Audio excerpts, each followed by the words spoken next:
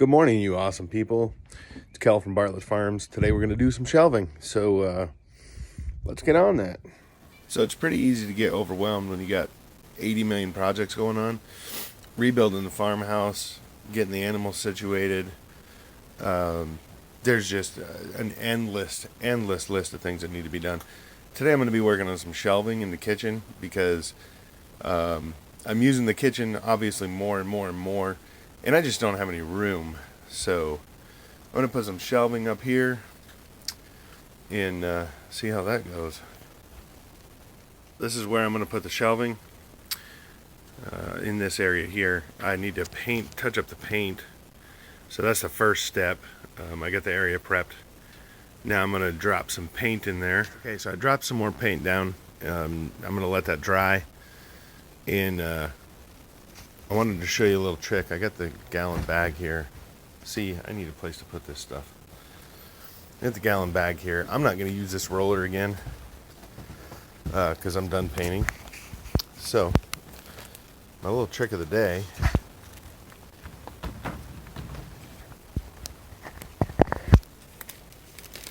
is to put that bag in the roller. You should be able to pull it right off and not get paint on you, throw it right in the trash. So there's a couple schools of thought on how to do this. I have my own. About these brackets, they're just, brackets you can get anywhere. But I painted them black. I think that's going to be a nice accent to offset the white that I have in this kitchen. I don't really want to drill through the tile. And that tile is going to extend up the wall past the shelves in this area. So what my thought was, I have this piece of oak left over. What my thought was building it out so that the tiles meet with the wood accent. Now, I'm kind of trying to figure out how it's going to look when it's all together. And there's going to be a little raise there. I have to put a little thought to that. I don't know if I want this flush or recessed.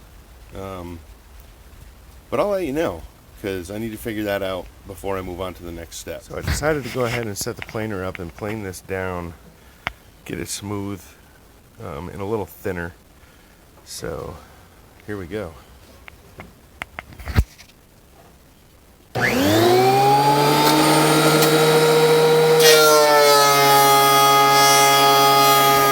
is the dimension I've decided to go with. The oak is going to be flush or fairly flush with the tile, and the bracket's going to be out a little bit. And why I'm going to do that is so that when I put my shelf up there, the shelf I can put right against the tile, or I can put the tile right behind it and it'll be flush to the tile. That's what I really want. Then a nice bead of caulk on that will seal up any cracks or anything that happen to show. Now, as you can see, I've got some of the tile laid. The cabinet is going to be about 16 inches up, and that's where I want to start my first run of shelving. Cabinet on the other side of the window. But if you look, 16 inches, and I have to leave a 3/4 inch thing there. I got to chop some of these off. They're about 1.5 inches, 2 inches too long, so I'm going to go get that done. Okay, so I got those angles cut and just painted them up a little bit, and barely got them cut because that's what I've got for a little blade.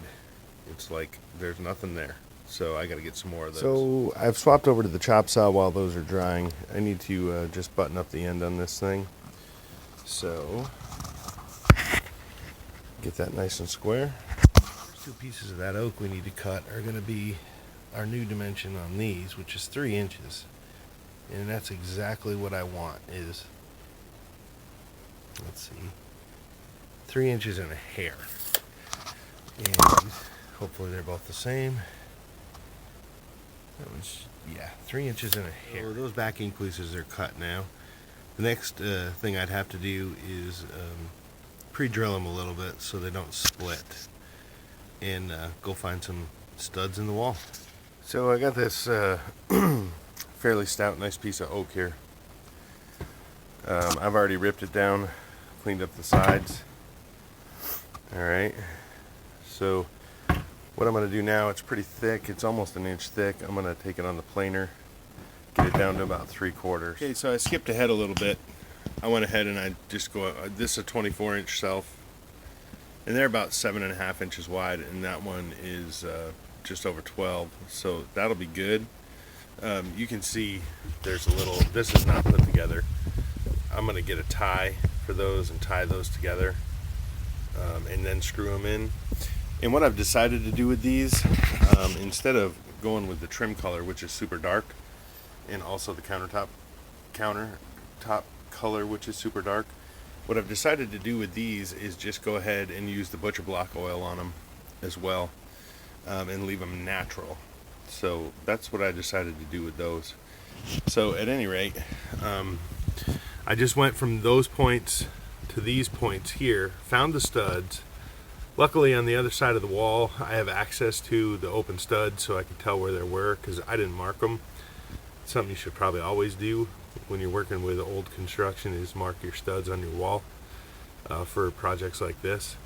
And so yeah, and then I'll get the tile up underneath here, up there, tie these two together, screw them on in, Butcher Block oil the heck out of them, and do that a few times, you know, once or twice a month, especially for the first couple months. And then I'll put a second set of shelves in, so I'll have 2 shelves here, and then obviously over here on the blank wall there'll be cupboards, a couple cupboards. But I like the concept of the shelves, and that's kind of what it's going to look like. I'll get that second shelf in there, and that'll be awesome. That'll be real good.